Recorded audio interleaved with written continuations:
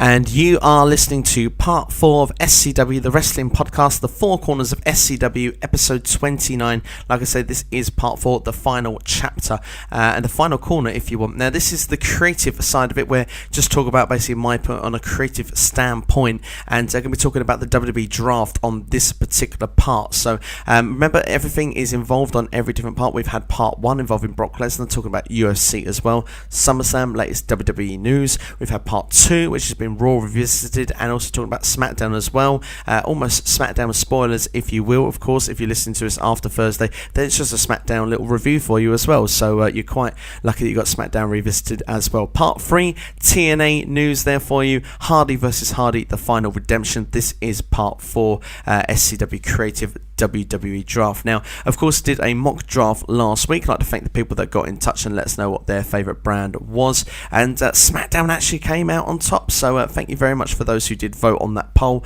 It was very good to see that people were interacting and getting involved on that. But I was talking with George last week, and we did our own little take on the mock draft, and it got me to thinking, what would be the ultimate draft? And I've picked the superstars I think that would make the ultimate brand split. Looking at the superstars, the tag teams, and the women's division, I think that these are perhaps the major picks that you would want on your brand going forward. This is where I think the credibility factor would happen if you were to get it. So if it was me, I would have Seth Rollins, Dean Ambrose, Roman Reigns, Brock Lesnar, John Cena, AJ Styles, Kevin Owens, Sami Zayn, Shinsuke Nakamura, Finn Balor, Chris Jericho, Bray Wyatt, Randy Orton, Cesaro, Austin Aries, Rusev, Bobby Roode, Samoa Joe, Neville, and Dolph Ziggler. I think they are the top 20 picks there from a WWE superstar perspective. You would look at the tag teams. I think you need teams like the New Day, Enzo Bicaz, the Club, American Alpha, the Revival,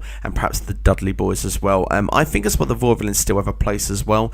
I think that they could have some use if they were handled correctly. I think the women as well, you look at the women's division, it's very strong. I reckon like Charlotte, Paige, Sasha Banks, Becky Lynch, Asuka, Bayley, Nia Jax, even Alexa Bliss, Emma as well. I mean, divas, women like that, women's wrestlers, there is a space for them to make an ultimate roster. I think they are perhaps your great picks going forward. We're going to get perhaps people like Baron Corbin as well, Apollo Crews, that perhaps could have a bright future, but we're going to get a lot of the waste, unfortunately, in a part of this draft as well. And I think there is some pros and cons to this draft, and I'm going to talk about the pros and the cons particularly here.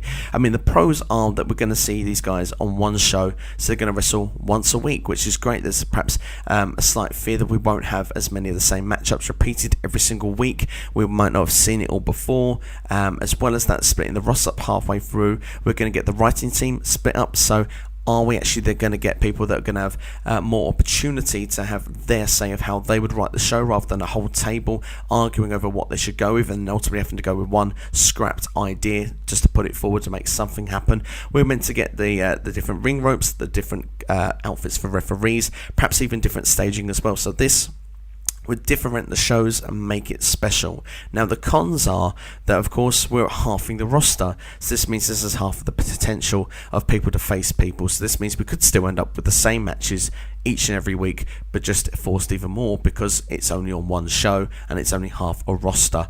So that could be the case for Raw, it could be the case for SmackDown. In the same case as well, the writing team is still the same writing team, and we're not getting great storylines as it is now. I'm hoping that with them being split in half, they'll get a chance to really excel at what they do and really get to show their input, rather than a table of 24 having to agree on something. So hopefully we won't get such lazy booking, but you have to remember, this is still the same creative team, so is this actually going to work? We look at another con potentially, or could be a pro. We're going to get a second World Heavyweight Championship. Does this mean now that World Heavyweight Championship kind of doesn't mean the same importance anymore? One is eventually going to be more important than the other. It's just the way it is. We can't defeat that. And same with the brands as well. Is Raw going to be a lot stronger than SmackDown? Are they going to be equal? It makes sense for them to be equal, but then look and think, well, there's only so many people so many people can face before things are going to get stale and they're going to need another draft or another reshuffle. So, I mean, does this work is ultimately, now the pro from having the second championship is the fact that if Roman Reigns is going to be the guy carrying the company forward, someone else has the opportunity to also be a World Heavyweight Champion at the same time that may not have got the opportunity. Someone like a Kevin Owens, for example, might get pushed up the card and actually have a chance of being a big deal on the opposite brand. time will tell. We need to also see as well have something to differentiate Raw and SmackDown, something that you don't think you're watching the same show each and every week. I mean, if you're seeing the same kind of things on Raw and SmackDown, it feels the same. It doesn't feel exciting. So why not have the big characters on Raw, have the indie wrestlers on SmackDown, or vice versa? Why not put all the NXT tag teams on Raw and have the WWE tag teams on SmackDown, and then we can have maybe the New Day flipping backwards and forwards on each show? It would kind of work, I think, going forward. It could be very exciting to see. That way then we get one team, when they lose the belts, can do the same thing, and then we can keep the division fresh. Same with the women's division. I think that needs to happen. Personally, for me, I would have had them all on Raw, but I understand as well that they are going to want to split them up. So maybe they might have the wrestling women on Raw. We might have the more, shall we say, faces and managers on SmackDown. Maybe like a Lana or someone like that, who is just there for more of the, I suppose, eye candy, if you want, kind of feel. So that could be a good way to go. It's going to be very interesting to see what happens, though. And there's been lots of rumours going around, potentially with the 6-man tag team match going around with now the club, and which AJ Styles as well against John Cena and also Enzo and Big Cass. Now we could see AJ Styles now facing John Cena again at SummerSlam in the rubber match. Now there was a rumour that was an advertised match for the draft special of SmackDown was going to be AJ Styles versus John Cena. It was advertised. It's not been announced on TV yet, but it's been advertised for the event. So let's see if it's actually now going to be a televised match rather than a dark match. We see as well that WWE wants to boost the ratings for SmackDown and make it a big deal. So let's hope that SmackDown get a good end of the draft. I personally would love to see that. As well, there is rumours as well going around that we could see Dean Ambrose versus Seth Rollins take place before Battleground as well. And again, there is rumours that this could be on the first live SmackDown as well. So pretty exciting stuff, and I think that there's a reason definitely to tune in for SmackDown on July the 19th. Certainly would love to know your thoughts on the draft. Who would you like to see where, and why would you like to see them there? Do you want to see something different? Do you want to see some of the guys put together on the same shows like Sami Zayn and Kevin Owens? Do you want them split up?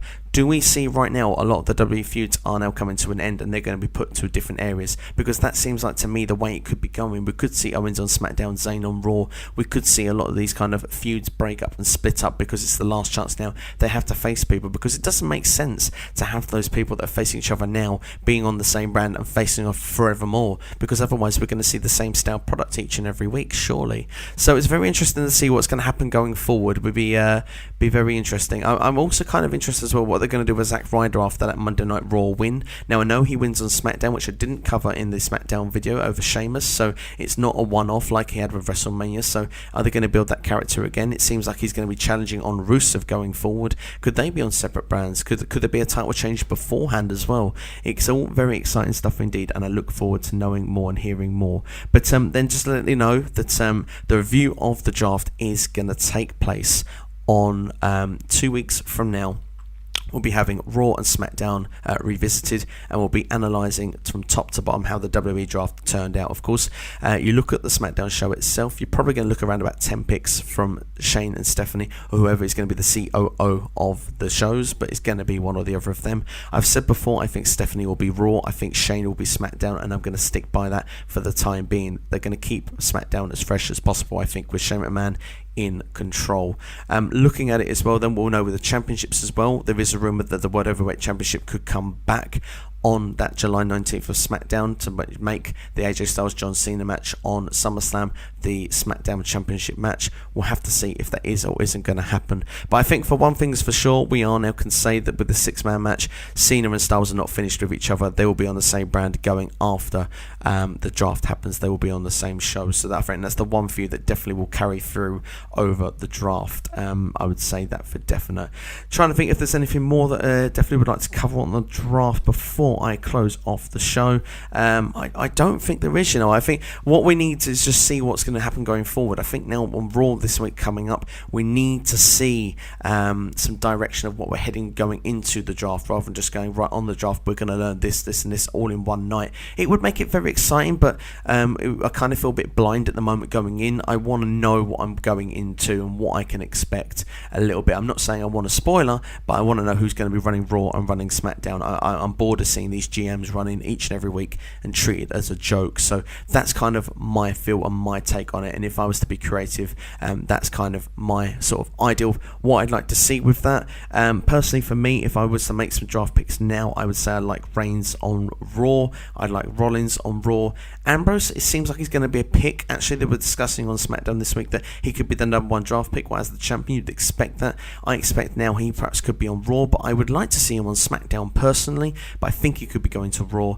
I think as well Lesnar and Orton potentially could be on Raw, but they could be on SmackDown because of the fact that SmackDown's going to need some big name players, and Orton perhaps would fit quite well with a rivalry with someone like an AJ Styles maybe going into the winter. I think AJ Styles actually will be World Heavyweight Champion on the SmackDown side, and I'm going to throw that little prediction out there now. Along with that on SmackDown, I could say Kevin Owens and Rusev being on there. I think The Miz will be on Raw. I'd see Enzo and Big Kaz on Raw as well. I'd like to see, like I said, the NXT tag teams on one side and the other teams on the other side. The Usos, the Dudleys could be on the SmackDown side. We could get American Alpha, the Vaude Villains and the Rival all on Raw, but we'll have to see how it's going to play out. I don't know exactly how it's all going to fully go. How many NXT guys are actually going to be called up is still yet to be known. Will they actually be called up in the draft, or will they come following the draft? That could be another thing worth noting. But a lot of the superstars, you're probably going to find out where they're headed as well on WWE.com. There'll be probably a supplemental draft after the SmackDown show on July the 19th, which you'll probably learn on Wednesday the 20th, which is why, of course, we'll be here for the podcast on Thursday the 21st, where we can have each and every draft pick, each and every bit of detail, and it'll be here available to give to you. So that is what's going to happen when we come back for the next podcast. I'm hoping to have a guest with me when we do that, but that will be when the next podcast is. If you want to know what's going on in the meantime, though, don't worry, don't fear, not going to go anywhere. YouTube is the place to be. Steve Chats Wrestling, hashtag SCW. Type that in the search engine. Subscribe right now. You might be listening via that via now, so take the time, hit the subscribe button right now. If you're listening via SoundCloud, then you're on SCW, the Wrestling Podcast. Hit the follow button. It is the same title. Type in the search engine on Facebook, SCW, the Wrestling Podcast for Facebook. Hit the like button right now and have all the archive of all the old podcasts as well. There's some good ones in there, and of course some breaking news goes flying on there as well. If it doesn't have time to be made into a video on YouTube, then you can find it on there as well, so it's a good place to go to. If you want to message directly anything wrestling related, then Twitter is also your place to go, at SChatWrestling. But this is the end of part 4, and this has been the end of everything. Please leave in the comments section your feelings on the podcast. I'll be keeping an eye on the views of what you do and don't like of the podcast. I'm hoping that you like everything, and of course when we come back for episode 30, everything will be in one episode, so don't worry, you haven't got to be searching for 4 parts every time we do an episode. This was just a special and a one-off. But I thank you for listening, I thank you for being involved and checking this out, and I look forward to seeing you for episode 30 when I'm back here in 2 weeks. And in the meantime, I'll see you on youtube.com for all the latest and breaking stories.